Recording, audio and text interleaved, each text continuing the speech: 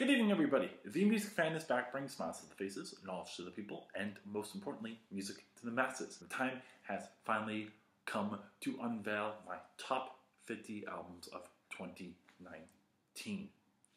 Now, over the next few days, we will be going from 50 to 1 and detailing every one of my favorite 50 albums of the year. Few guidelines first. First off, like I've said before, this is my list, and these are my opinions. So if you are going to criticize my opinions, please be constructive. Let me know of certain albums that I may have missed, or your reasons as to why another album should be on my list. Tonight we are only going over 50 through 41, so if you don't see your favorite album, there's a chance that it is either in my honorable mentions list, or it's higher up in my top 50 list.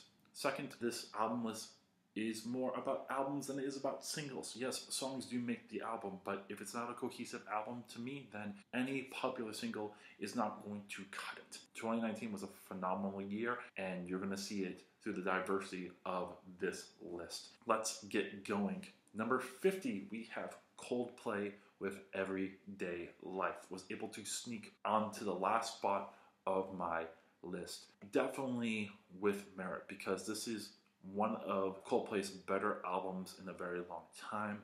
It's a great return to form from this band, and what is so great about this album to me is diversity and just the understated arrangement sometimes. A song like Guns with its guitar work and breakneck speed, Everyday Life, which is a phenomenal closer, Trouble in Town with its very understated electronic work before it gets into this more jazzy approach at the end. This album does also touch on a lot of political ideas and talks about just how we are all part of one world rather than all these different cultures by themselves. It's a very nice sentiment, and it was one of the last albums that I took a look at in 2019. Definitely a nice one to end the decade. If you haven't checked it out because it's Coldplay, you are missing out.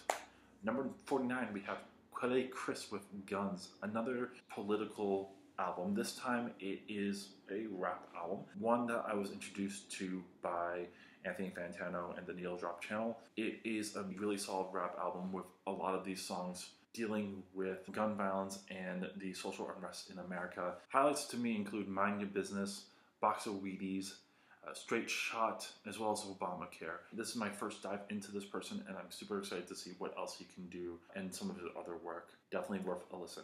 Number 48, we have Olsen with All Mirrors. A solid album that after a few more listens, I've decided that it didn't have the same punch as the first time around. There are some beautiful arrangements at the end, and the beginning of it is really solid, but it didn't have the same impact the second or third time that I heard it, but still one that is definitely worth a listen. Number 47, we have Paak with Ventura. My second album that I've listened to from him. It doesn't hit the same highs as Malibu, but it still is a really solid album. Come Home, featuring Andre 3000, is one of the best songs of the year. Also, just the star power on this album, whether it's Smokey Robinson or Lalah Hathaway or a tribute with Nate Dogg, it makes up for some of the lackluster songs. I'm looking at the Pharrell Williams song in particular. Overall, really solid R&B album. Number 46, we have Bring Me the Horizon with Amo. One that really surprised me at the beginning of the year. This mixture of house and electronica and metal made for a really interesting listen. Songs like Now is Blues with Grimes is phenomenal. Wonderful Life is a nice tongue-in-cheek song, as well as Mantra, which is one of the more clever songs from last year. It kind of tails off at the end, but I like this approach, and even though this isn't what Bring Me the Horizon does, I'm excited to see this combination on future albums. Number 45, we have Justin Stanton and Maz with Secret Place. One that was introduced to me by Matt O'Leary, a YouTuber who also does album reviews. If you like what I do, you should definitely check him out as well. Two of his top albums were two that I had no idea that came out. One that landed here. Justin Stanton is one of the members of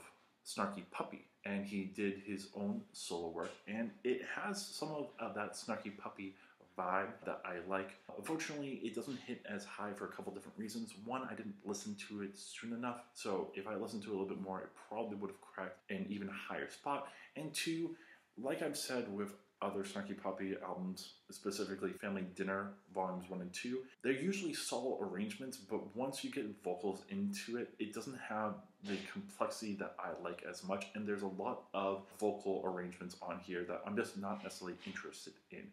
Overall, though, a very solid jazz album, and if you love Snarky Puppy, you're really going to like this particular album. Number 44, we have Slow Tie with Nothing Great About Britain, a really solid rap album from the UK. What stands out is the heaviness and the griminess with some of these songs, and just the intensity that Slow Tie uses in his rapping. Didn't stand out to me at first, but as I kept listening to more and more, it is one of the best rap albums I heard all year. The album is a little bit long, and it's not always really consistent, but it's a really good start for Slow Tie, and I'm curious to see what he does next. Number 43, we have Little Sims with Grey Area, another UK rapper who hits hard and heavy and fast, and has, to me, one of the better flows that I've heard all year. What I also like is that this particular artist uses a little bit more of the old school hip-hop vibe, and it definitely shows throughout her whole entire album. And she even has a feature with Chronix, which is really solid as well. Definitely don't sleep on her and her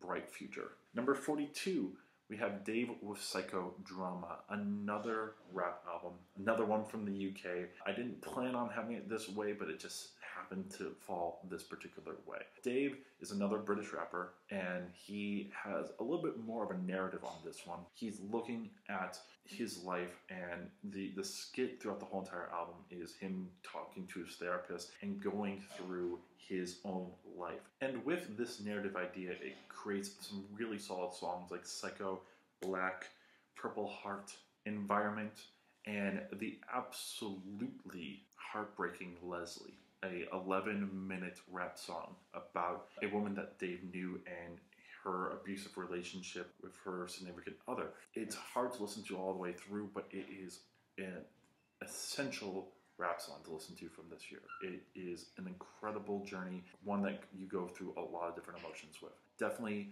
a rapper with a bright future, and that one that I'm excited to hear more from. And then finally, number 41, and one that might have a little bit of controversy, but number 41 is Tyler, the Creator with Igor. I absolutely love Flower Boy. If you've seen my list from 2017, you know that I love the crap out of Flower Boy. And Igor's not bad. It's more of a R&B, hip-hop, lo-fi idea than it is a rap album. However, I'm not a huge fan of all the ideas on here. It doesn't necessarily speak to me the way that Flower Boy did, so it is a little bit lower than everybody else, but it's still a worthwhile album, and it's crazy to see that this is the progression that we got from Tyler, the Creator to end the decade. So those are 50 through 41. Let me know what you think about my list so far. Let me know what you love or hate about it. Share this with your friends.